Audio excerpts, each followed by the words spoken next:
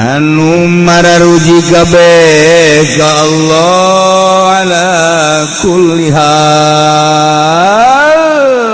setiap situasi jeung kondisi kumaha bae selalu muji ka Gusti Allah.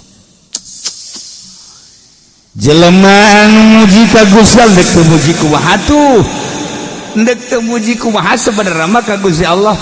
Urang teh eueuh kaya nang Allah, ya Allah ya Rabb, alhamdulillah diayakeun geus aya di hirupan Gusti, alhamdulillah abdi teh diurus ku Gusti. Sanggeus diurus urang sehat, alhamdulillah dibere sehat. Geus sehat teh pan karasa kuari, dahareun nu amis karasa amis, nu asin karasa asin, pahit karasa pahit, peuheur karasa peuheur. Eta kan ngaranna sehat bokos kitu teh. Gusti alhamdulillah, alhamdulillah. Peting karasa peting, berang karasa berang, pan kadang-kadang jelema teh sehat bah berang teu karasa berang, peting teu karasa peting. Teh sehat ngaranna. Ieu mah sehat alhamdulillah. Muji ka Allah. Ya Allah ya Rabb. Ketika orang dibere gering sales mah masih muji alhamdulillah. Lah sapira sales mah batur mah lumpuh. Urang dibere laleles tapi bisa kere lempang, alhamdulillah Gusti kekarek dibere leles batur mah geus teu bisa lempang. Dibere orang geus teu bisa lempang, alhamdulillah Gusti batur mah teu bisa diuk, abdi mah diuk bisa keneh. Bisa urang teh mah diuk, bukan bisa diuk tapi teu bisa lempang, alhamdulillah batur geus bisa diuk-diuk acat. Bari mah bisa ngedeng doang, tapi robah mah bisa batur bae teu bisa robah-robah acan abdi mah ya alhamdulillah ngedeng mah bisa, robah bisa. Ngomong mah ngeunah kadak dibere pararanas beungeut bae ge batuk saeutik maju bae teruskeun salat neng bilang aing mah geus baal salat bongan ku Allah dibere gering Gusti Allah tolol teh budak aing nyoba ka sia muji terus ka Gusti Allah alhamdulillah. لأن الله أخبر عن أهل الجنة بأنهم يحمدون الله تعالى. Sebab Allah ngabejaan ka urang kabehan tentang ahli surga bahwa ahli surga teh maruji selalu ka Gusti Allah. Dina Al-Qur'an dijelaskan wa akhiru da'wahum anil hamdulillahi rabbil alamin. Selalu maca alhamdulillahi rabbil alamin. Wa akhiru da'wahum tung undanganana ucapanana ahli surga alhamdulillahi rabbil alamin. Kanjeng Nabi kana nabi idza atahul amru yasru qala alhamdulillahilladzi bi ni'matihi tatimmus shalihat. Idza atahul amru bi kurhi qala alhamdulillahi ala kulli hal. Lamun Kangjeng kadatangan perkara nu ngabungahkeun macana alhamdulillah bi ni'matihi tatimmus shalihat. Tapi lamun nilai hiji perkara kadatangan hiji perkara pika embungeun macana alhamdulillahi ala kulli hal. Ya Allah ya Rabb. Masyaallah tuh ya. Awwalu man yud'a ilal jannah yaumal qiyamah alladzina yahmiduna Allah ala kulli hal fis-sarra'i wad-dharra. Pangheulana jelema anu disambut, anu digerokeun, anu diprioritaskeun ilal jannah ka surga yaumal qiyamah, jaga di poe kiamat, alladzina yahmiduna Allah ala kulli hal.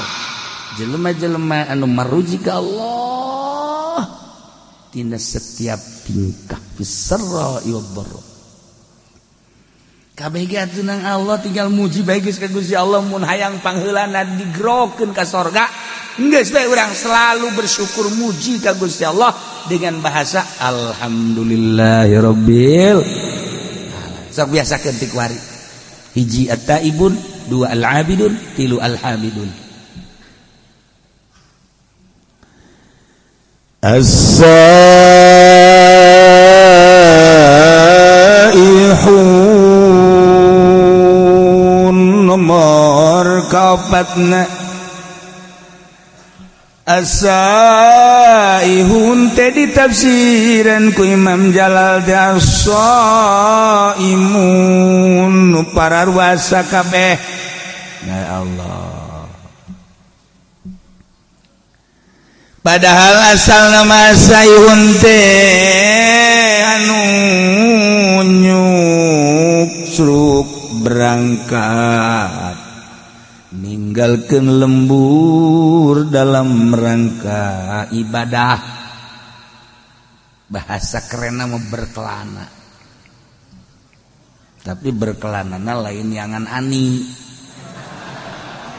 Ieu mah berkelana seseuri heran aing mah. Ieu mah berkelana ibadah ya Karim ya Allah. As-saihu jelema-jelema nu ninggalkeun lembur ibadah ka Gusti Allah. Keberanian si Imam Jalal nafsiran as-saihun wa as-saimun. Oh, lantaran jelema anu puasa teh kapan ninggalkeun kangenahan dahar, kangenahan minum, kangenahan jima, ku ninggalkeun dahar minum menjima, maka sarua jeung jelema anu beberangkatan ti imahna. Ketika jelema berangkat ti imahna menuju satu daerah, eta teh kapan ninggalkeun kesenangan-kesenangan. Sapoe dua poe mah kadang bekal aya keneh, 3 poe 4 poe bakal aya keneh. Tapi kabelah ditu malah zadalah geus bekal. Ketika geus bekal nyana tawakkaltu 'alallah. Na eta saihun nu puasa ge kan kitu. Sanajan teu ngomong ka Gusti Allah sarua jeung kieu Gusti, abdi teh ieu teh dibere sehat ku Gusti, tapi abdi ayeuna erek ninggalkeun heula dahar, ninggalkeun heula nginum, ninggalkeun heula pamajikan jiba moal. Lantaran abdi teh ieu teh rek berangkat ka Gusti, ieu mah hayang menang ridho Gusti. Padahal mah dahar halal, minum halal, jima halal, tapi abdi hayang ngadeketkeun diri melalui pepegatan ala kadar datang ka magrib. Ai geus magrib mah abdi ge eta mah qada. Daharna ge eta mah nu biasa sapiring jadi 3 piring. Ai sian naonan goblok cek Allah. Ai ini pepegatan ulah rosa teh gatu magribna. Hampura bae Gusti mah. Tah eta kan pepegatan dagarana saihun. Oh, jadi itu majaz lah cek ahli bayan mah teh saihun. Wow, gede ganjaran anak kelas Senin, Kemis atau Rajab ya saihun sepuguh Ramadan sorga ya Allah ya. Sakitu ge dibejaan komo mun teu bejaan engke sia mah nyedekeun ka aing di akhirat. Nyedekeun begitu ku malaikat ditimba balu puasa Rajaban. Bongana ki uci teu ngabejaan, mana tak ki ucina tolol. Aing ke di akhirat di demo ku sia. Ai kitu mah geus ngabejaan. Aing datang aya naon sia. Jojoakan aya naon. Hah? Teu dibejaan, teu dibejaan naon. Puasa Rajab. Ulang ngirung atuh sia ngomongna. Saya orang ngiru ngomong nah itu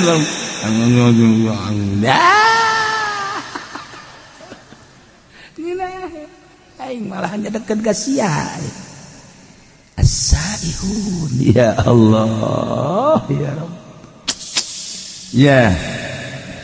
Nomor kahiji as-saimun tapi wakil cek sakal mah iya dina hadis cek dina hadis siyahatu ummati as-shaum tadi atawa talabatul ilmi jelema nu neangan ilmu agama eta adalah saihun ninggalkeun lemburna ti Belaraja, ti Cisoka, ti SPT, SPT teh Spatan.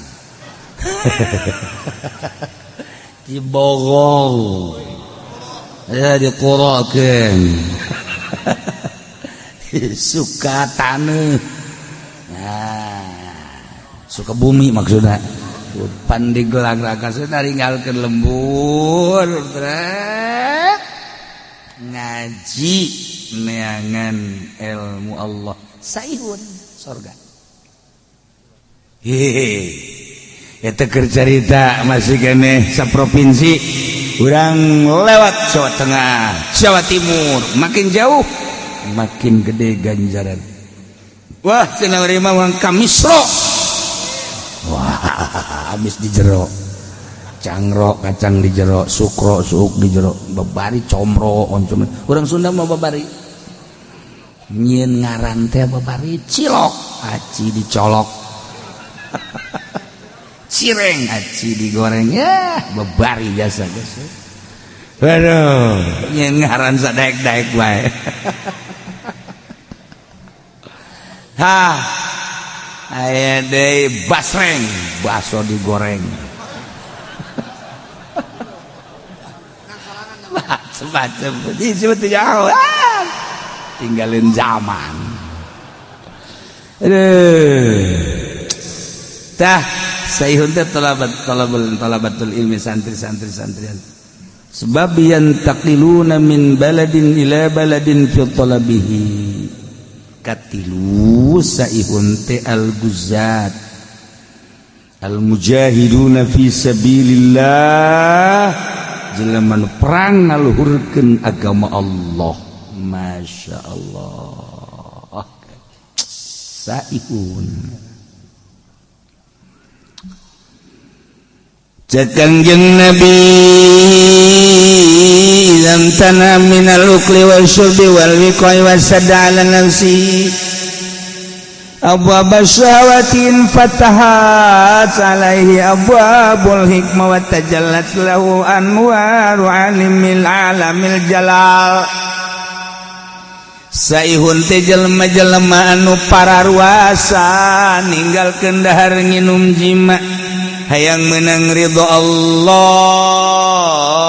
berarti jadi pepegatan jeung kalazatan dunia. Di mana-mana jelema nahan dahar nahan nginum nahar jima jeung nahan jima jeung pemajikanana nutup lawang syahwat.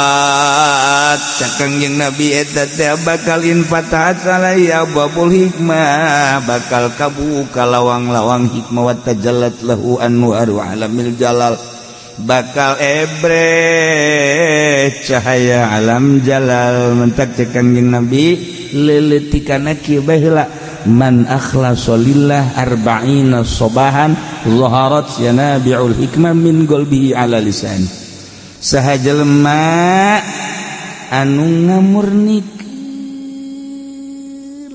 ngaikhlaskeun ngabersihkeun tina dahar nginum jeung jima puasa 40 poe bae bakal zaharat yanabi'ul hikmah, lahirlah sumran-sumran hikmah timbul tina qalbuna bakal kana lisan. Engke lisanna bakal dibimbing ku Gusti Allah sebab qalbuna bersih 40 poe. Ulah dahar ulah nginum ulah jima jeung pamajikan 40 poe 40 peuting paeh bisa. Lain hajulah sakaligut peutingna saetik bae berang tapa ngaran tapa. Ya Allah ya Rabbi abdi teh terik belajar tapa we dina bulan Rajab teh di pepegatan heula jeung sangu jeung nginum jeung jima peutingna ala kadar be urang teh lobakeun tafakur ka Gusti Allah tadarruk ka Gusti 40 poe coba ge ieu cak Kangjeng Nabi man akhlasa lillah arba'ina sabahan 40 poe bersihan zaharat jana bi al hikmah bakal lahir sumran-sumran berhikmah geus omongan urang teh anu tatadina ku pamajikan tilok didenge ku arima didenge tatadina pan pamajikan ka batur mah daek kadang kana kasalaki mati lo asal-asal ki ngomong mah ngajebian deh salon deh kitu benak pan urangnya coba ge 40 poe urang tapak beuh pamajikan ge ujianana nampe di urang coba Kak ngomong sih Kak abdi asana rindu Masya Allah eta bersihan 40 poe saihun ngaran Masya Allah jadi engkena lamun geus berhikmah min qalbihi ala lisani atuh payasiru minas saihin fi alami jalalillah al muntakirina min maqamin ila maqamin wa min darjatin ila darjatin jadi engkena kasupkeun nanya ngalalakon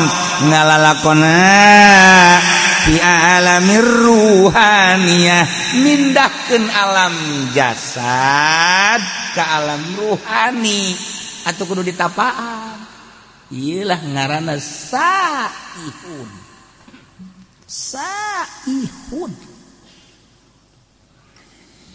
di Bani Israel baheula teh aya hiji perguruan di mana-mana asup kadinya guru ruhani kita puasa tapang ngaranna riyadhah 40 poe 40 peti lanjut ku ari ge masih bae di Israel di Bani Israel asal geus tapa 40 peti delejeung degena berubah ambeuna berubah kuari geus jadi aya di alam ruhan hebat eta perguruan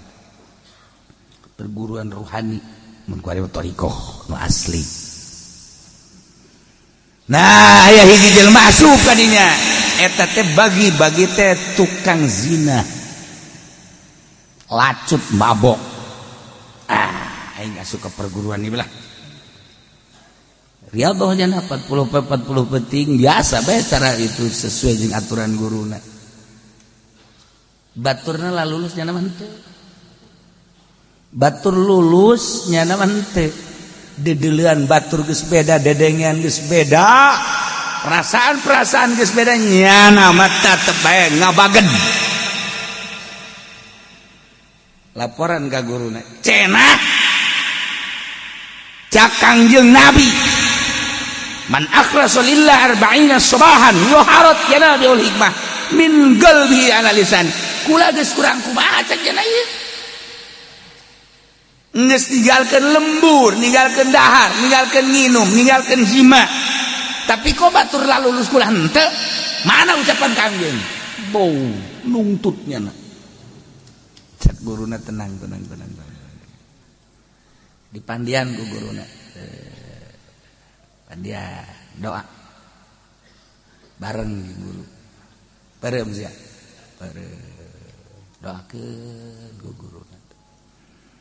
Di mana ieu sih kasalahanana menta ka Gusti Allah ya Rabb ieu budak teh hayang bener tapi ieu geus diriyadhahan 40 penting masih keneh di mana kasalahanana dibere ilham ternyata korengnya anak jadah anak zina bahkan indungna masih zina keneh ieu gangguanna ti indung gangguan nanti indung langsung didatangan ku guruna nyai wah order ya siapa tuh nyokan pakai sorban meren anggap order baik kecuali si eta los aduh yaksi bangsa ada babernya lu datang teh pajadek order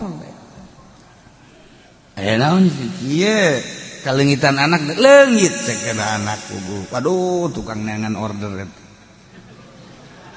lain masalah gitu bi anak aya di pesantren kula di pesantren sanunita teh budak pondok aing mah teu sudi teu ridho paingan tuh kan jadi ieu budak teu nepi-nepi teh eueuh ridho ti indung ieu cek manehanana ieu anu jadi cikal bakal ngalanjutkeun perjuangan naon lah pokona perjuangan maksudna perjuangan naon bisnis non migas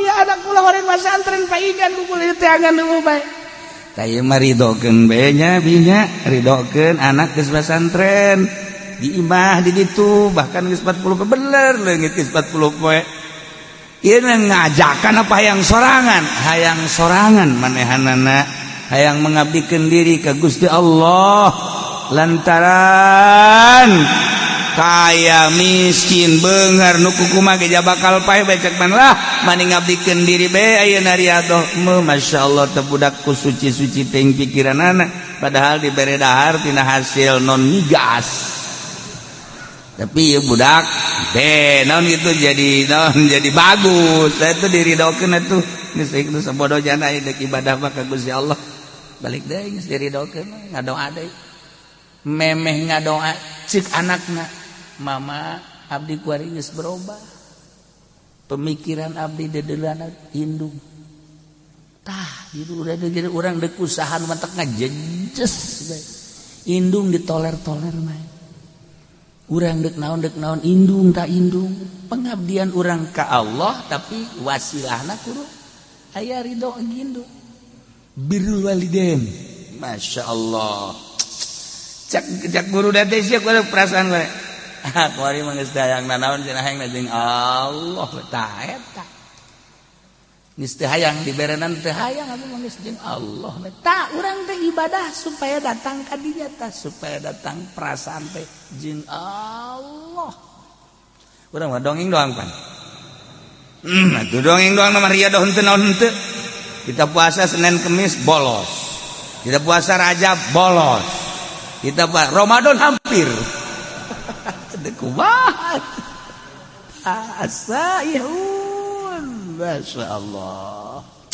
indah ya ka makom ruhani urang puasa beta puasa ngetikan tapi dahar mah dahar tetep minum tapi saeutik beda ge perasaan lain deui dedelan lain deui aju embung ka mana-mana embung ka mana-mana sayhud tuh kan ya kari Lailah jelema mukmin anu bakal dibubungah ku surga 8 nomor kahiji at-taibun nomor kadua al-abidun nomor katilu al-hamidun nomor kaopat al-as-saihun jelema nu pararuasa ninggalkeun kalazatan dunia menuju ridho Allah atawa talabatul ilmi ninggalkeun lembur demi untuk meraih ridho Allah melalui ilmu Allah teu asup salian teh ilmu Allah mah ilmu teh kan kabagi dua aya ilmu dunia aya ilmu akhirat nu dimaksud di ilmu akhirat ilmu dunia mah kacau bae ilmu dunia nama ilmu dunia nu lain ilmu akhirat ilmu dunia kacau ieu bae ilmu akhirat atawa guzat al mujahiduna fi sabilillah mantap Kangjeng Nabi Isa disebut Masih Saihun Masihum Isa Al-Masih Ibnu Maryam Isa Masih teh nya nama teu boga tempat Kangjeng Nabi Isa mah teu boga tempat tinggal mantap lempang we terus sama dakwah terus Masih Ibnu Maryam teu boga tempat mantap urang kuari riweuh amat teu boga tempat bagi kudu membingung Kangjeng Nabi Isa mah teu boga dibogain sajengkal aja. Ya Allah. Nu laloba ge ditaringgalkeun ku urang geus itu urang kumaha Allah bae. Cenah dibere alhamdulillah, teu dibere alhamdulillah. Tah supaya datang ka dinya tah. Hes.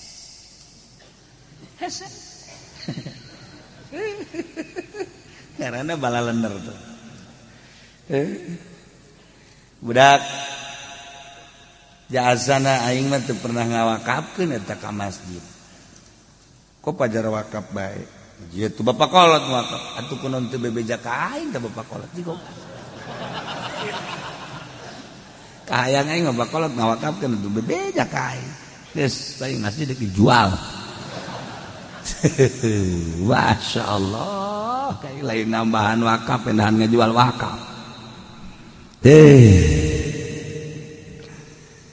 Lalakon telamun geus caritakeun alam ruhani, teh kapan kudu aya anu ngatur tentang ruhani ngaranna eta teh ilmu batin. Ngurusan ilmu zahir mah gampang kadeuleu ku mata, tapi ngurusan ruhani mah anu bahayana jelema anu can usul ka Gusti Allah geus milu-milu ngurusan batur ngabeat kita zikir milu thariqah ka manehanana dengan catatan kena mayar maharna make emas goblok meureun. Ruhani sih make mahar iknat mah kos kitu bae. Eta loba murid engke teh abeh loba murid aya loba murid bapan alhamdulillah balum mere salah. Atawa aing mah yang loba murid teh lain masalah aya dibere abeh agung abah agung aing kulobaan mangke salah.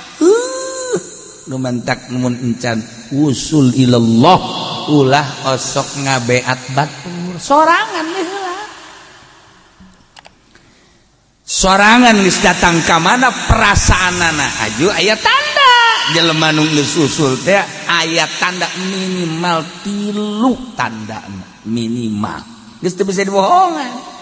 Geus ketika aya jelema nu ngasup-ngasupkeun thariqah saha guruna anu kan aya tanda. Aduh karunya amat eta takabur itu budak ngasup-ngasupkeun thariqah di janakeun ibadah ka urusanana aya syariat mah syariat eta thariqah mah lain kudu geus usul. Ya tuh usul nu nyaho tah iwal ti Allah pan aya tanda tangkal ge dipelakeun sirungan kadeuleu ku urang sirungan ajo kembangan kadeuleu jubuahan atuh sarua teh ge ku ahlina mah kanyahoan tah ieu kan ku ari loba thariqah kajajaden main beat baik make emas sekali beat 10 gram atau sapi hiji itu mah ilmu jurig teh bagus gitu mah atau ente ceri bakalah asal balalisa zikir bae ulah atas nama thariqah setungtung make atas nama thariqah make aturan ikan nek mindahkeun alam tina alam jasad ke alam ruhani. Kan di alam ruhani urang urusan roh tinggalin ke bakalna jasad zikirna ge kan urang teh kuari mah zikir ruhani geus lain zikir jasad. Geus lamun zikir ruhani engke urang bakal ngelengan sebab asbab dibawa kana roh geus kudu anu ngabimbing ieu teh basuda asa yahu jelema anu ngalang-lang buana berangkat ninggalkeun jasad ndek menuju ruh as-saihun. Batak di manaan as-saihun. Pasti atuh sorga ieu mah jelema. Sorga. Neangan guari urang teh anu bebeneran deuk ka Allahna. Anu lalampahanana teh lillahi ta'ala. Di lembur orang teangan kiai namun salat nulillahi ta'ala alamun ngazakat lillahi ta'ala kiai eta lamun ngaji embungeun dibayar nya nama tilok make turga target lamun make turga target eta mah lain kiai nu kitu mangarana ronggeng aya kiai make target tuh kos kitu ngaranna ronggeng kiai hijikeun jeung sinden Karawang saipun mah lain kitu lillahi ta'ala. Oh, salaman ipis teu kudu usaha mah lillahi ta'ala ditarima ge paling 10.000 barang mung kandal mah teu kudu ente ulah ente aduh la ilaha ya eueuh di urang perkumpulan halqah riungan thariqah eueuh kuduna makan aya babacaanna khusus tujuanna khusus nu ngabimbingna khusus cara ashabus supah geus ulah hayang nanaon geus abe ulah kabita neuleuh motor teu kabita neuleuh mobil teu kabita neuleuh jabatan makomo hiji we Allah lah cenah kiai ulah kos kitu cenah ngomongna kumaha cenah mun jelema kos kararitu engke ieu sanu ngurus nagara ulah waka ngomong kitu sia teangan aya nu daekeunna goblok ye ulah sok aju ulah ngomong kitu cenah kiai beusi jelema kararitu kabeh ulah waka ngomong kos kitu aya nu endegna je digantung sia ku aing teh sok arep ngomong kitu atuh cenah lain syariat Kangjeng Nabi cenah kos kitu mah kumaha lamun jelema kararitu kabeh ayo saha nu endegna ayo ninggalkeun warung ninggalkeun toko ninggalkeun tani ninggalkeun bisnis ninggalkeun pamajikan ibadah bae ka Gusti Allah aju cek cenah ngomong atuh mun kos kitu kabeh teh ulah waka ngomong kos kitu kabeh sia we endeg moal tembak siapa ini parangsana naon beureuh hese bubu pan Kangjeng Nabi mame diangkat jadi rasul teh hubiba dibake ka sekolah nyepi heula Kangjeng Nabi teh dibere embung babarengan jeung makhluk jeung jelema teh dibere embung ngadenge suara-suara jelema teh dibere teu betang hiji jeung jelema teh hubiba ilayal khala resep nyepi datang ka Kangjeng Nabi teh naik ka Guha Hira sorangan memeh diangkat jadi rasul teh mawa bekal Kangjeng Nabi teh Zam-zam ala kadar roti ala kadar korma ala kadar pertama Kangjeng Nabi teh di ditu teh kan saminggu ke naik deui ka ditu teh jadi 12 poe naik deui 15 poe dibere resep nyorangan di Guha Hira teh eta gunung teh can pernah katincak ku jelema Kangjeng nu ngamimitianana masyaallah ibadah bae ka Gusti Allah teu hayang ngadenge jelema suara-suara studi ka Gusti Allah lempeng ka Baitullah ibadah tahanus ngaranna dibere resep kos kitu nu mah tak wajar lamun malaikat Jibril datang sebab keur nyorangan urang mah kuari can pernah riadoh di pondok nage di pondok modern boga jaringan organisasi barang datang ka imah dek urusan agama ti mana horeng tai podol sero teu pernah tapa ieu di pondok pesantren Salafiyah bae kuari geus unu tapa komo di SMP lain soreng sanawiyah maksudnya lain ulah tapi lain di urusan agama tama administrasi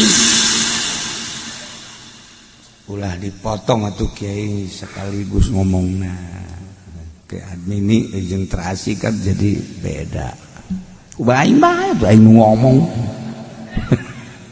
tah engkena jadi kada demes kana dunia kada demes engkena kada dunia lah cenah kiai henteu ieu mah deuk nyeun pondok pesantren modern tapi teu kada demes kana dunia nonggeng aing mana jelemana beungeut tak kos kumaha kiai Salafiyah hese ngariung asal tadi dibere berkat bae haju bae ngahiung ulah sok kasinggung. Iya mah dek jaritakeun ge lain nyinggung hese, maksudna hese. Mantak neangan kiai nu asup ka Golkar lillahi ta'ala. Mana coba kiaina? Mana?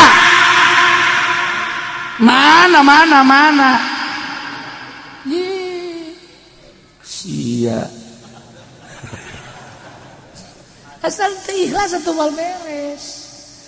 Maksudnya ulah lain, ulah berarti hese. Itu kelihatan hese. Atuh mangga bae eta mah. Henteu cenah nu di NU mah ikhlas. Mana bangetna? Banget mah ikhlas kumaha emang. Lain je. Henteu cenah nu di HTI mah. Ieu mah di huruf dah. Maksudna kumaha kieu kudu riyadhah heula geus beres hasil riyadhah ket teu hayang kana dunya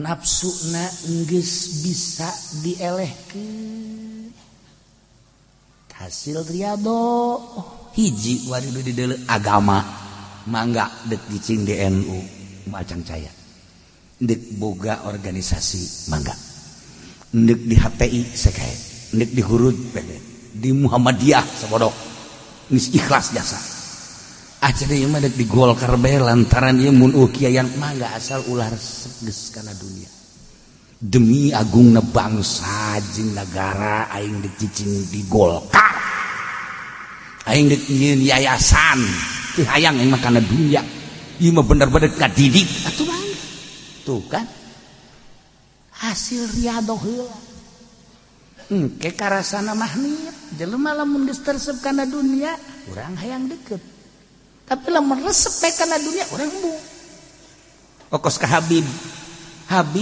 baheula mah urang resep jasa ka Habib teh lantaran teu resep dunia ya sing iki mah mengkonon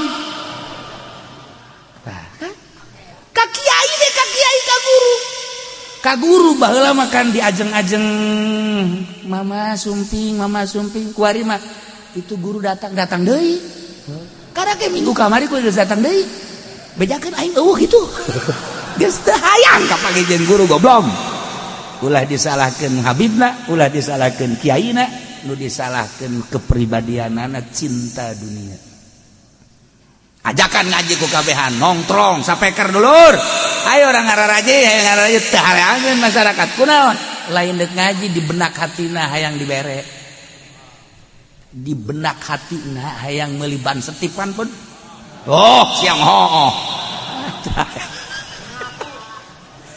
bersihan riyadhah ngaranna sok geura di gunung urang cicing udag ku jelema di leuweung urang cicing di udag ulah aya hayang dibere ulah hayang dunia hiji Allah as-saihu puasa teu dahar teu ginu mah gampang tapi puasa ulah hayang dunia mantak lamun hayang lu sahabat datang ka Kangjeng ya Rasulullah enaon abdi mah ieu teh hayang luhur mungguh Gusti ibadah abdi hayang dihormat ku jelema ulah menta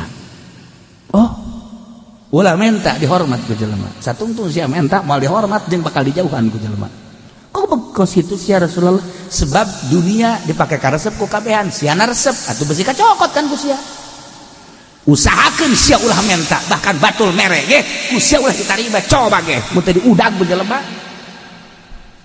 coba abdi rek meraktekeun dipraktekeun ku sahabat masyaallah datang ka ngarumpul di sisi imah ya ini kamarana iya kula iya mawa iya korma iya mawa roti iya mawa iya yang kadahar ente aing mah teu hayang geus hayang ari tuh ente hayang kadahar bae wow antri jelema mun kuari antri ka Haji Pendi ditarima ngawarung aing teu kudu balanja ceknya lah ieu sakit tolol di mah rokok diberean dijual roti diberean dijual kabeh dijual nah ceknya ieu teu kudu modal emang dek tolol mah gampang sayuna hese sayuna teh ye kudu berangkat matak dimaknaan ku asoimun teh eta teh lain sembarangan. Nomor kedua talabatul ilmi santri eta kan santri teh ninggalkeun lembur jauh ka dulur ka indung ka bapak sanggeus cicing di pondok ngaji bae aju indung jeung bapana kadang-kadang pohoan nu kuduna mah sabulan dikiriman depan ieu mah poho sebulan setengah can dikiriman depan eta budak mah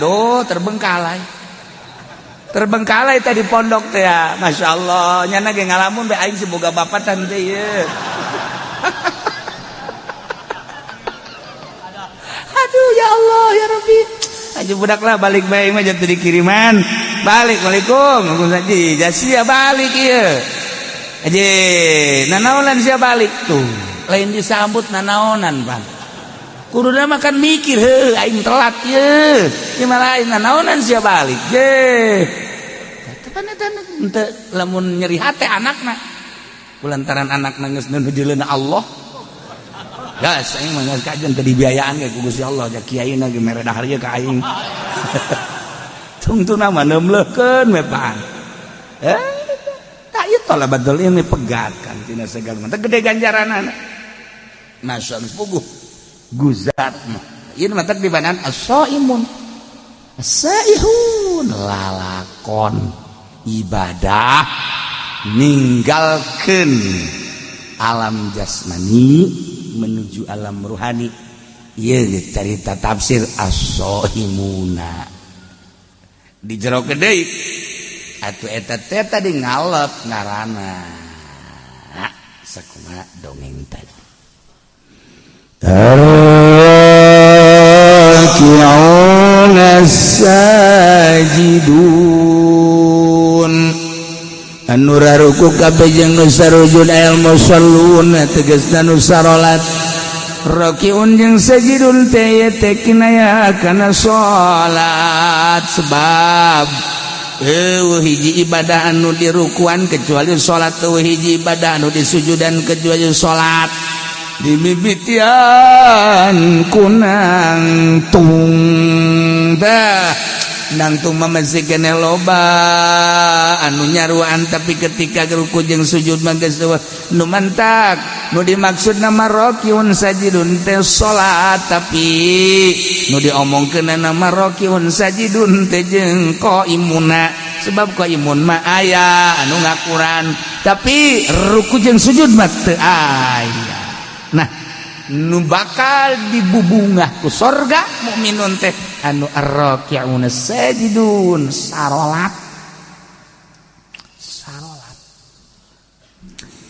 salat teh maksudna manembongkeun katawaduan ka Gusti Allah lantaran awal maratib tawadu lillahi ta'ala al-qiyam awal maratib tawadu lillahi ta'ala waruku wasatuha wasujudu goyatuha nangtung awal darajat DPDP ka Gusti Allah ruku pertengahanana sujud puncakna Masya Allah.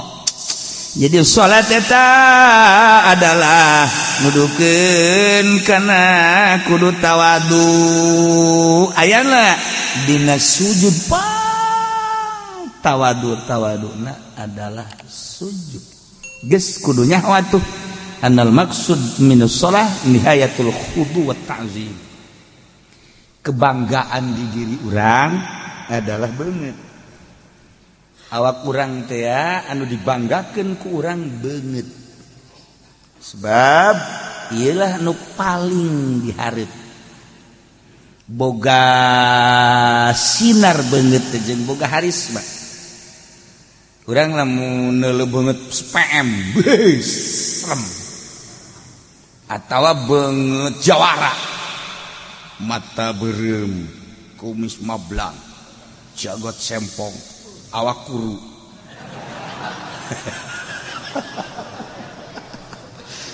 ceking teh eta kan urang sieun namun kuru jasa lamun lintuh jasa eta sieun.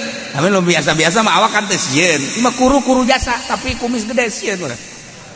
Ih jelema normal henteu sih. Morfinis. Sieun. Tah. Iya. Ya, jadi kebanggaan. Beungeut eta jadi kebanggaan. Jelema pangtakabur jelema nu teu daek sujud. Sebab ieu lah teu daek diantelkeun kana taneuh. Saat si kasep, saat si ganteng, saat si gelis, saat si hebat, tetapi manehanana daek wudu kemudian salat Allahu Akbar, diperhatikan kan ku Gusti Allah nangtung awal maratibit tawadu rukunya na Masya Allah begitu sujud banget sakitu dimumule jeung mulyana tapi dia diantelkeun kana tamu nu mentak pang hebat-hebat nama orang lamun salat di kamar nu hebatna langsung antelkeunana kana taneuh di masjid mah pan kuari taneuh kuari marmer sakitu di marmeran kita teh kusu urang make samping pang bagusna pamer teh urang kita mah tamer urang tamer nyana pamer urang mah tamer nyana mah pamer maksudna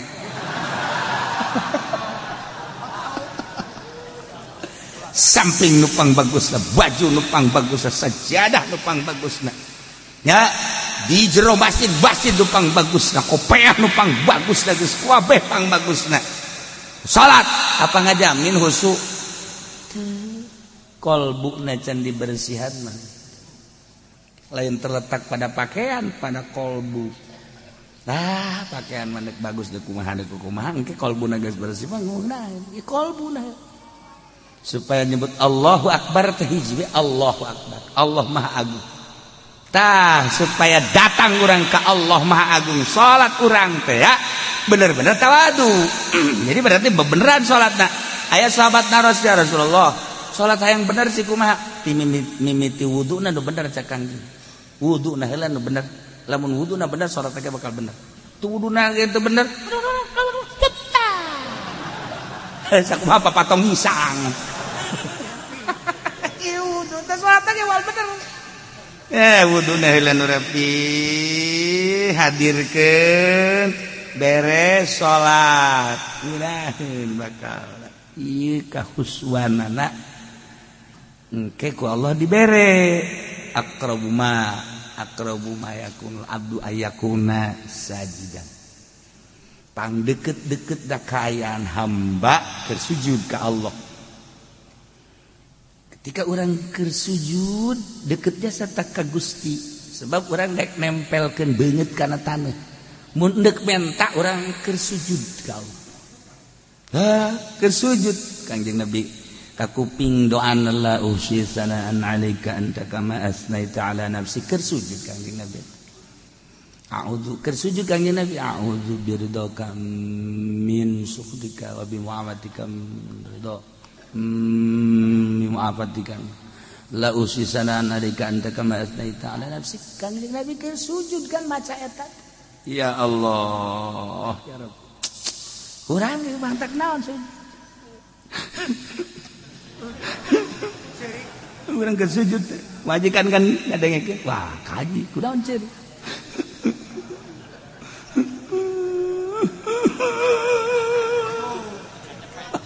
majikan ge bagdara milu nya ge milu ceurik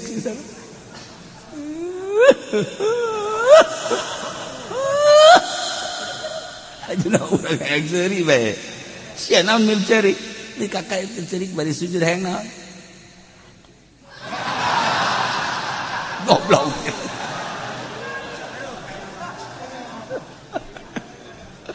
eta keur sujud urang naon kabutuh urang masyaallah ar-raki'un as-sajidun salat beungeut tu sakieu mulyana dimumule ku urang tapi didaek dipakai sujud geus sorga iyalah ar-raki'un as-sajidun masyaallah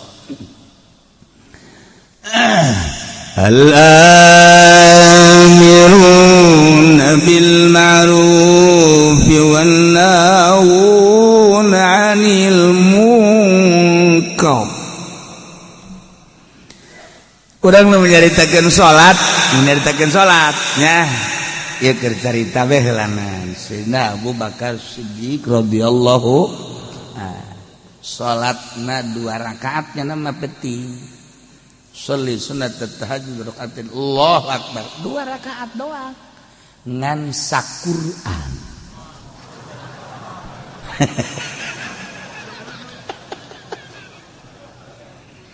Bismillahirrahmanirrahim Alif Lam Dzalikal Kitab la raiba fihi hudal lil muttaqin alladziina yu'minuna bil ghaibi ruku engke wal yatalattaf wala yushriku ahada Allahu akbar. Rakaat kedua wal yatalattaf datang ke qul a'udzu birabbin nas Sayyidina Abu Bakar Siddiq radhiyallahu Sayyidina Umar salatna sarua 2 rakaat saquran Sayyidina Utsman mah sarakaat saquran jadi 2 rakaat teh 2 Quran ulah loba omong anu saja nya ieu mah urang asa urang nyaho bae mah heulanannya ulah loba omong eungap kadengena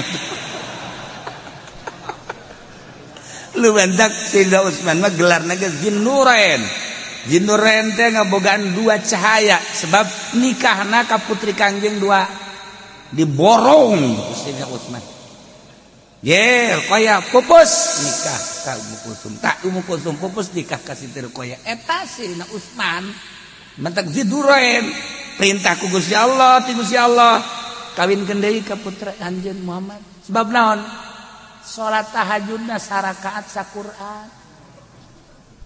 jadi 2 rakaat 2 Quran percis kos urang mah kitu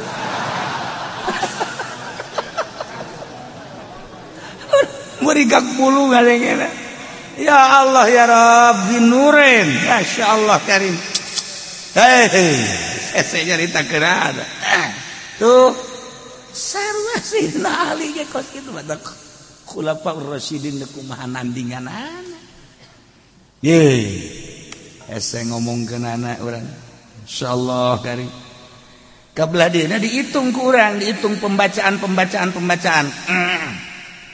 lamun hayang tamat teh hayang tamat coba kurang dikejar lamun urang sajud seperempat menit seperempat jam berarti kan sajam sabaraha insyaallah dalam sekolahna teu naik meureun budaknya kunaon kadinya jawabanana inditkeun pod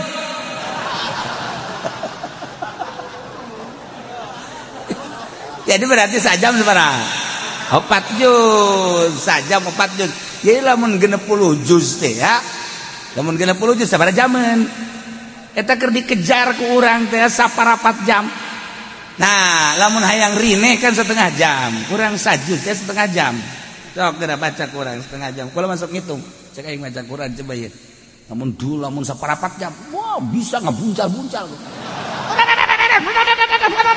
mus mun aya jelema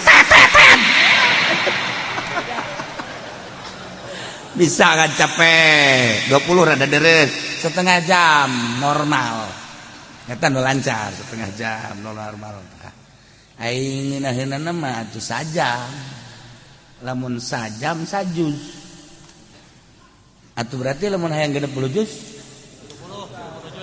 30 juz tambahan lah mah lamun maksudna dua kali tamatan tah sarakaat diudag kurang jadi berarti 60 juz 30 juz eta kan hese tah ngudagna moal ka udag geus kurang moal bisa nuturkeun Sayyidina Utsman Sayyidina Abu Bakar Siddiq mal bisa oh nyana mah lain alam ieu ngalengkah ke alam ruhani okos adzan Ki Bilal lamun didengekeun ku urang 60 km kadeng Ki Bilal suarana Allahu akbar Allahu akbar 60 kilo kadenge kaselan berarti kan coba Haji Pendi tidak adzan ayo coba di luar etang adenge bae kotok aing bikin ka sia kotok batur Ki Bilal 60 kilo Masya Allah karim mual bisa diukur kukumaha ge eta mah suara karomah tamah suara karomah jelema keur ngangon kararieu bae jelema anu keur di sisi jalan kararieu nu di imah kararieu Ki Bilal eta begitu adzan Masya Allah eueuh nu teu ngajawab wabeh dihitung 60 kilo suara karomah tamah kuari ge urang bisa make HP streaming bener teh ngomong eta streaming sama baju awewe streaming mah. Aduh Gusti Allah ieu keur carita karomah mal ka udah urang teh batu geus alamna as-sayyun ar-raki'un as-sajidun aduh masyaallah pokoknya urang nyaritakeun sahabat-sahabat tentang maca Quran urang geus tinggal tabena bae mangga hese urang hayang istiqomah bae hese maca Quran al-amiruna bil ma'ruf wan nahuna 'anil munkar anu bakal dibere pangbubungan surga teh mukminun anu selalu merentahkeun kahadean ma'ruf nomor hiji adalah iman merentahkeun iman wan nahuna 'anil munkar anu ngalarang tina munkar hulu munkar adalah kafir berarti merentah iman ngalarang kafir eta kapan pang gede nah pagawean lamun urang nita iman ngalarang kafir ka jelema nu kafir timbul bakal naribut mantak jawab peperangan al-amiruna bil ma'ruf wan nahuna 'anil munkar perang ka jeung hukum lagi hiji-hiji atuh hiji-hiji heula al-amiruna bil ma'ruf merentahkanlah kahadean dimimitian ku marentah iman belah dituna marentah ulama maksiat marentah kana keadaan ibadah wa nahuna 'anil munkar ieu berat mah nyegah tina munkar entak lamun teu disederhanakeun ribut diunggal negara kajian kumaha sebab ieu perintah amr ma'ruf nahi munkar kuari dibalik kuari mah amr munkar nahi ma'ruf dari boh merentah munkar nalarang ma'ruf kuari dilobah kuari ya Allah ya Rabb geus urang atuh mah sabisa urang bae amiruna bil ma'ruf sabisa urang naon nu urang bisa diparentahkeun jeung naon nu urang bisa dilarang cara urang bae melalui pengajian melalui rajaban maulidan jeung sajabana urang terapkeun al-amiruna bil ma'ruf wan nahuna 'anil munkar sabisa-bisa urang sebab teu bisa kuari melalui birokrasi di negara geus leupas negara tina amar ma'ruf nahi munkar lepas nyana mah geus teu urusan amar ma'ruf nahi munkar geus lepas masyaallah karim lepas urusan ananya nama APBD APBN proyek urusan agama eueuh bentak ditegoran ku Gusti Allah banjir angin gempa tegor ku Gusti Allah ulah kamalina anteuing sia teh hari ruk teh marukan kumaha kos pangeran bae sia aingin langit aingin bumi aingin sia aingin Quran sia ditoler-toler aing na aya sia nagana nyeun aing podaran sia ku aing dialingan dah ku Allah banjir elingan deh ku Allah ayo gempa elingan deh angin orang zikir teh keur waktu aya gempa bae subhanallah subhanallah subhanallah eureun bae gempa seserian deui banjir subhanallah subhanallah masyaallah la ilaha illallah la ilaha illallah la ilaha illallah la ilaha illallah eureun bae banjir eureun deui sak Allah teh banjir kendi gitu ku aing ieu Hayu ibadah ka Gusti Allah. Jadi pamarentahna bede nu nitah. Nunita kembalilah kepada Allah. DPR teh endahan pasini be, pasini. Hayu nitahan coba tuh. Ditahan babalik ka Gusti Allah lobakeun istighfar. Jadi orang ngeunaheun gitu tang ngadengena. We nu ngahayu-hayu kejadian alam. Asal banjir kejadian alam. Gempa kejadian alam. Angin kejadian alam. Kabeh kejadian alam. Kanu bogana tadi. Masyaallah. Ya al-amiruna bil ma'ruf wallahuna 'anil munkar. Wal hafizuna li hududillah.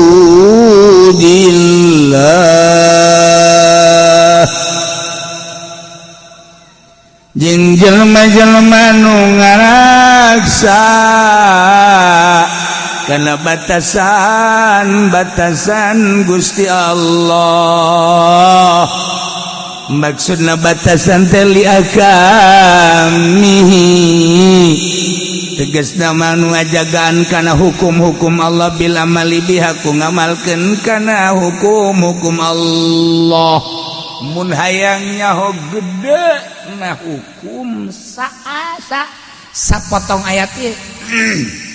Wal hafizuna li hududillah. Sapotong ayat eta teh sakitu tah nyaho bakal gede dah hukum Allah. Emang kumaha? Nu ngajagaan kana hukum Allah. Hukum Allah teh disebut taklif. Ari taklif teh pamerdih teh perintah kabagi dua, aya ibadah disebut ubudiyah, aya muamalah. Ibadah ya ieu teh urusanana patalina jeung salat, jeung beatuh engke dina fikih babus salat. Jeung nu patali kana salat wuduna, jeung patali kana syaratna, jeung patali jeung pembatalanana. Ieulah hafizuna li hududillah. Hite salat. Engke salat lagi aya fardu, aya nu sunnah, aya nu makruh, aya nu haram. Oh, ieu hafizuna li hududillah. Puasa. Bagian ibadah, puasa. Ieu kan puasa tah. Geus naon teh hartina puasa, kemudian puasa nu farduna nu mana, puasa nu sunahna nu mana, aturan-aturan puasana kumaha dibuat bae ke babus saum. Hafizuna li hududillah. Salat, puasa, zakat sarua. Dijieun kana fikih babus zakat. Haji, babul haji. Ya Allah ya Rabb, ieu tah wal hafizuna li hududillah jadilah bagian ubudiyah. Jieun bab ieu menang nyokot tidak hafizuna li hududillah aya bab salat jeung nu ta'alluq kana salat, bab puasa jeung nu ta'alluq kana puasa, bab zakat jeung nu ta'alluq kana zakat, bab haji jeung nu ta'alluq kana haji. Ya karim. Wal hafizuna li hududillah. Sebab li ahkam kuari bagian muamalat. Bagian muamalat eta aya anu patali jeung usul asolah jeung anu guer asolah. Nu asolah ieu adalah bagian kana hawasul khamis, panca indra. Panca indra teh kabagina 5 atuh panca teh 5 indra, jadi indra nu 5. Mana hiji-hijina? Mazuqat rasa, malmusat ieu tah, masmuat ieu tah ceuli, masmumat ieu tah irung, mubsarat ieu mata. Dijieun dina fikih engke nu patali jeung mazuqat. Patali jeung mazuqat teh rasa, berarti ieu urusanana kadaharan jeung inuman. Eta lah mazuqat. Ayalah ke dipikir babu ta'am. Berikut jeung syurbi-syurbina. Lah geus lamun carita ta'am, engke kabagi ka dituna aya nu nabat, aya nu hayawan. geus lamun nu nabat sarana pertanian kumaha eta pikih ka dituna. Lamun anu hayawan kabelah dituna engke aya anu hayawan urusan mencitna, urusan nu dijadikeun udhiyahna, urusan anu dijadikeun buronanana jeung sajabana dijieun engke babna tina madzukot jokotna. Masyaallah isap potong ayat wal hafizuna li hududillah mal anggeus tengah magrib. Ayo sia madzukot tadina pikih teh lamun urang ngarti mah ya ngarti oh iya babu ta'am oh bazukot berarti muamalah oh huluna. Namun urang nyaritakeun ieu teh babu saum oh ieu teh bab ubudiyah ngaranna tina wal hafizuna li hududillah berarti patali jeung puasa ubudiyah. Bedana muamalah jeung ubudiyah naon? Ari muamalah mah lali maslahatin mar'iyatin lidin lan gitu lali maslahatin dunyawiyah. Ari ubudiyah mah lain kamaslahatan bangsa dunia, lain kamaslahatan bangsa do bal libasohila mar'iyah din balik teh kamaslahatan agama ubudiyah. Jadi nyaritakeun ubudiyah mah nyaritakeun kamaslahatan agama ujung-ujungna akhirat. Langsung teh majang patalina jeung urang mah doh disebutna. Urang nyaritakeun salat urusanana pribadi urang jeung Allah. Urang nyaritakeun puasa pribadi urang jeung Allah. Urang nyaritakeun zakat pribadi urang jeung Allah. Urang nyaritakeun haji pribadi urang jeung Allah. Tah eta ubudiyah ngaranna urusanana pribadi urusanana jeung akhirat. Urusan dunia. Geus teu urusan duniana engke patalina teh mah jeung hukum di mana-mana ka urusanana mun ngacaukeun karak aya sanksi. Muamalah mah urusanana urusan dunia. Ya, nu tadi tah madzukot tina cicip rasa. Berarti kan urusanana dahareun inumeun. Ku ari malmusat teh nu diragap. Nu diragap teh baju taragapeun malmusat. Geus mana nu haram dipake jeung mana nu meunang dipake ieu baju pakaian. Asupna malmusat wal hafizuna li hududillah. Aya aturanna. Anu dipake ku urang teh aya nu haram, aya nu halal. Kitu keneh barang-barang malmusat, sendok, piring, pinggan, jeung sajabana barang-barang dapur, mana nu halal jeung mana nu haram istimalna.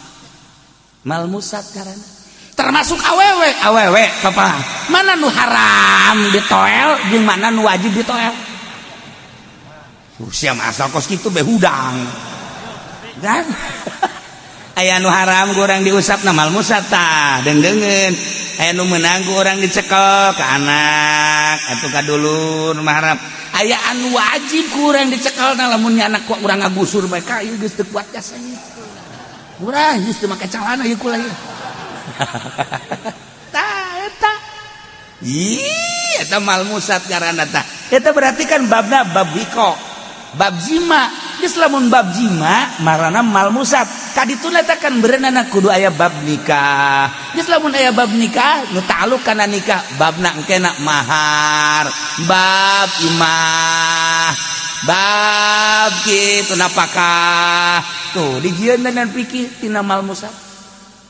Kabelah dituna engke anu muzilah lin nikah anu ngaleungitkeun kana nikah tolak berarti engke ka dituna tolak teh kabagi-bagi bae tolak bain kubro dan sebagainya.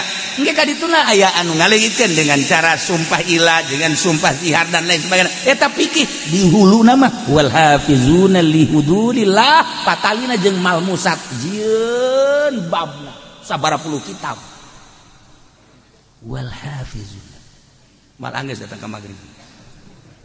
Muamalah. Ayo sia.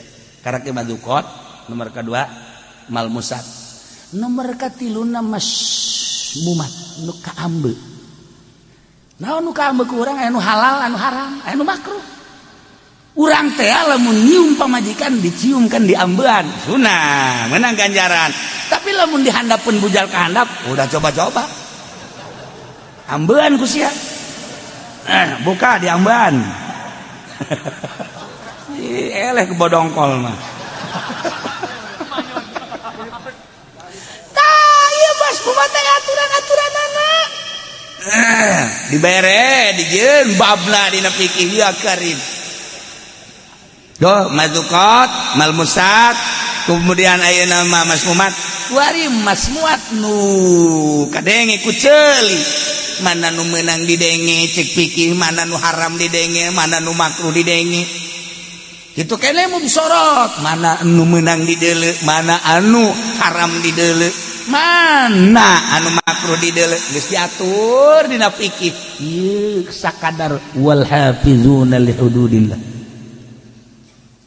eta keur katali jeung shalah kuari patali jeung tabaiyah teh urusanana urusan muamalah ngan bangsa tabai nah ieu teh urusanana aya anu hak milik kejadina aya anu luar milik aya anu jadi milik ya, dengan sendirina aya anu wajib jadi ngamilik kudu jadi sabab kudu jadi naon kitu ngaranna dibere aya dan lain diatur jadi milik ku sebab jual beli be ngaranna dijieun engke dina fikih babul bae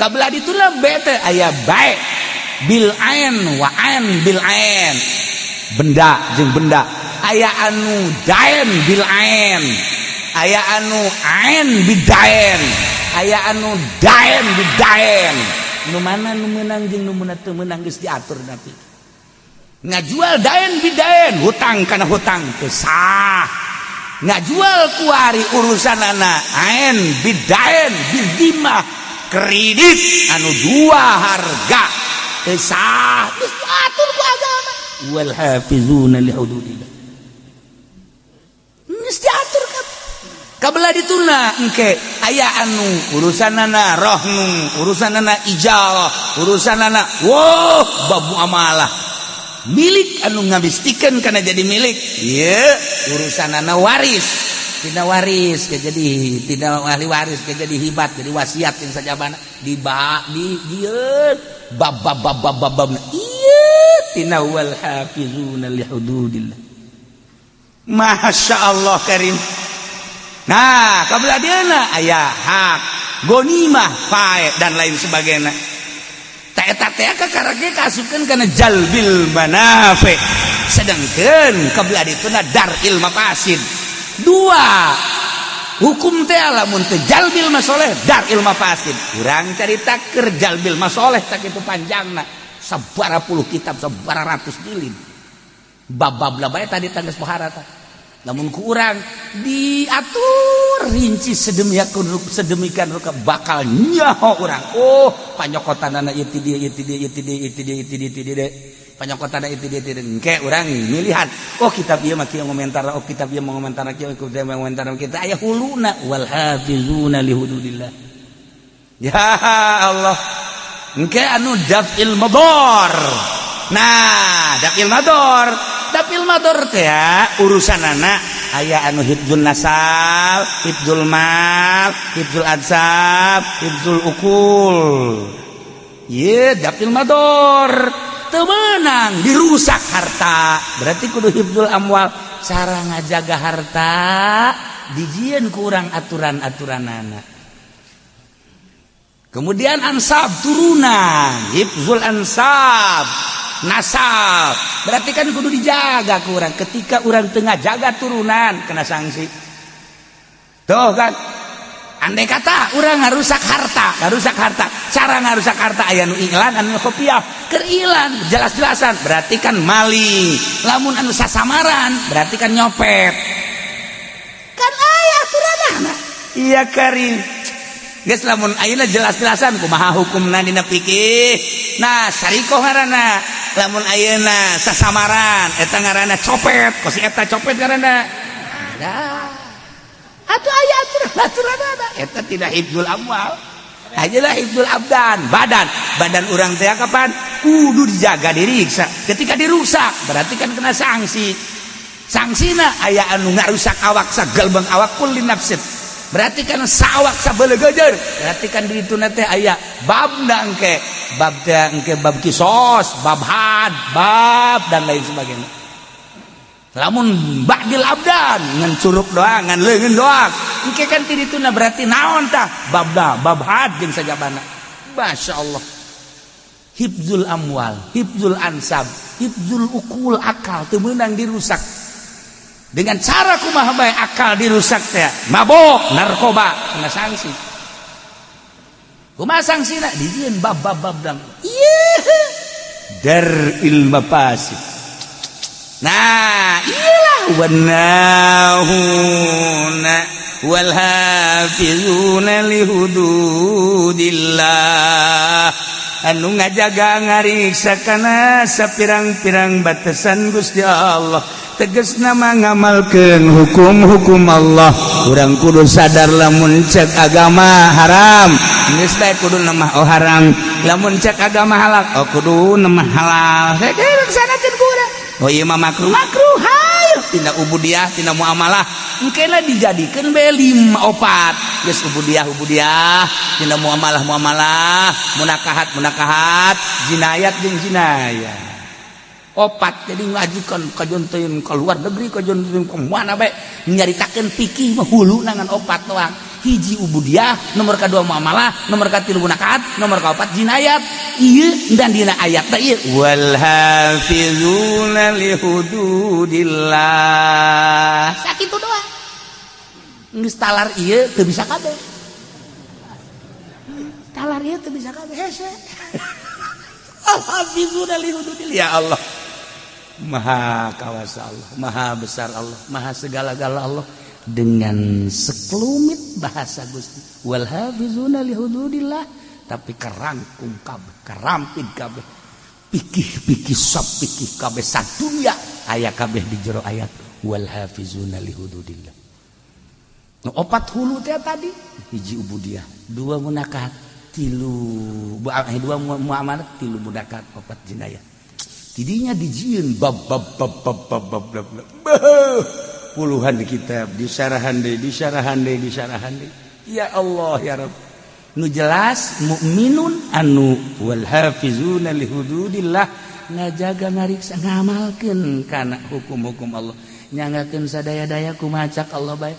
Abdi bang geus percaya bae cak Allah haram-haram, cak Allah wajib-wajib, cak Allah sunah-sunah, geus moal aya ruka-reka eta mah hawa nafsu teh mah nu kitu ngaranna. Cek Allah salat wajib abdi bandek ngalaksan, cek Allah zakat wajib abdi bandek, cek Allah puasa teh Ramadan wajib bangga. Haji kitu keneh aya lain dilarang mah ku pamarentah basa aya corona.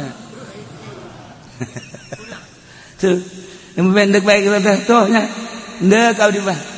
Ieu urusan-urusan nu dilarang soal jual beli, berarti mau muamalah hambalah ya muamalah. Kitu keneh munakat mana, kitu keneh jinayat abdi mandek nurut bae ka Gusti Allah jahirup malila di alam dunia. Nah, wal hafizuna li hududillah, ngamalkeun kana hukum-hukum Allah, ieu anu bakal meunang pangbubung.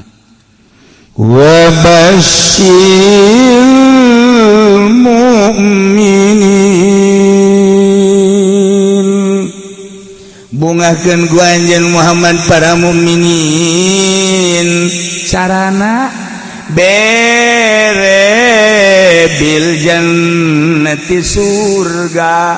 Ya Allah, mukminin anu boga karakter ataibuna al-abidun al-hamidun as-sa'ihun ar-raki'un as-sajidun al-amirun bil ma'ruf wan nahuna 'anil munkari wal hafizuna li hududillah. Etalah anu bakal dibere pangbubunga surga. Wa basyiril mu'minin, mudah-mudahan urang kabehan dibere bisa muka mata hati urang sehingga urang bisa ngamalkeun ayat ataibuna sampai dia jeung urang nemah ka Gusti Allah Subhanahu wa taala hingga urang dibere ku Gusti Allah pangbubungah urang kabehan bakal